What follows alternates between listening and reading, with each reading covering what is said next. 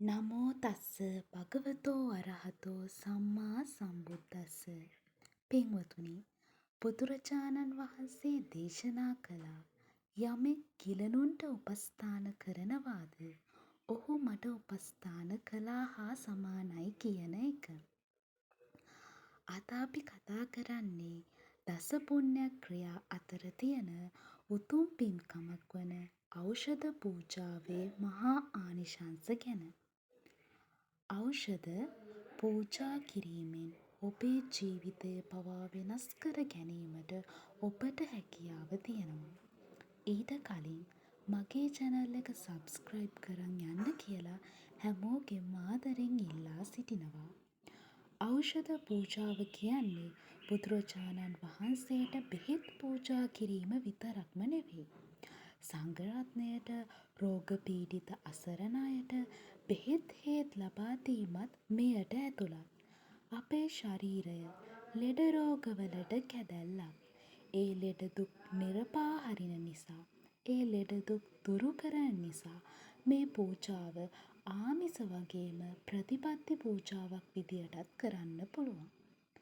ඖෂධ පූජාවෙන් අපට ආනිසංස ගොඩක් ලැබෙනවා. ප්‍රධානම ආනිසංසය තමයි නිරෝගී බව ලැබෙනවා.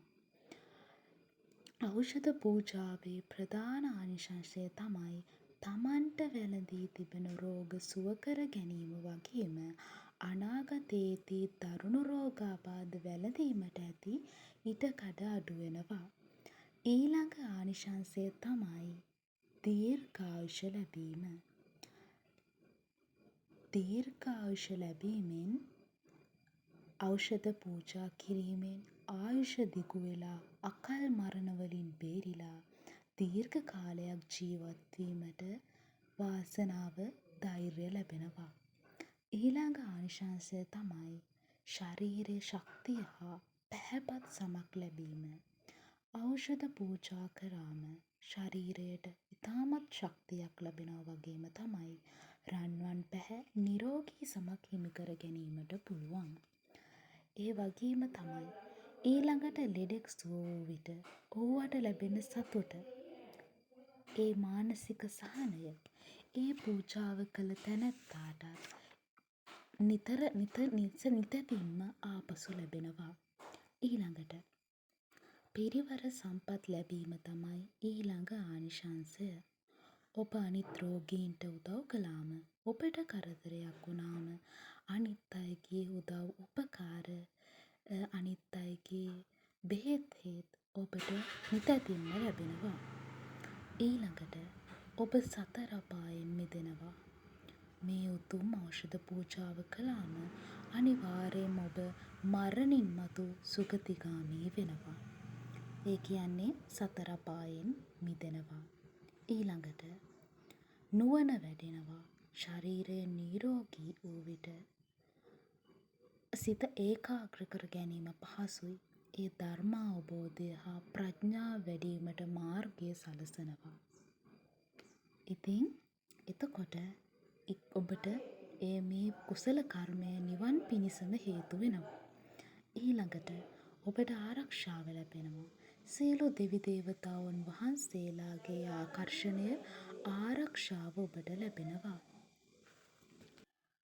බුද්ධ කාලයේ බක්කුල මහරහතන් වහන්සේ පිළිබඳව ඔබ අසා ඇති 80 වසරක් මහණදම් පුරලා අවසානයේ නිවන් ලබා ගැනීමටත් ඔහුට උපනිශ්‍රේ වුණේ පෙර ආත්මයක සංඝයා වහන්සේලාට ඖෂධ පූජා කිරීමේ පින්කම.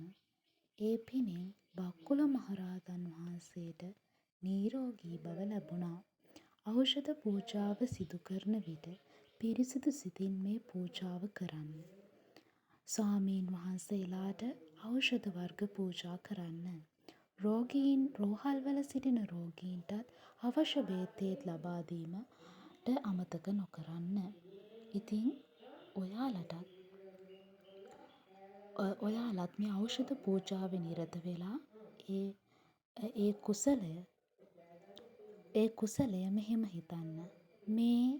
මේ ඖෂධ පූජාවෙන් මාගේ මෙන්ම ලෝක සත්වයාගේද සියලෝම ලෙඩදුක් රෝගාබාධ දුරු වේවා.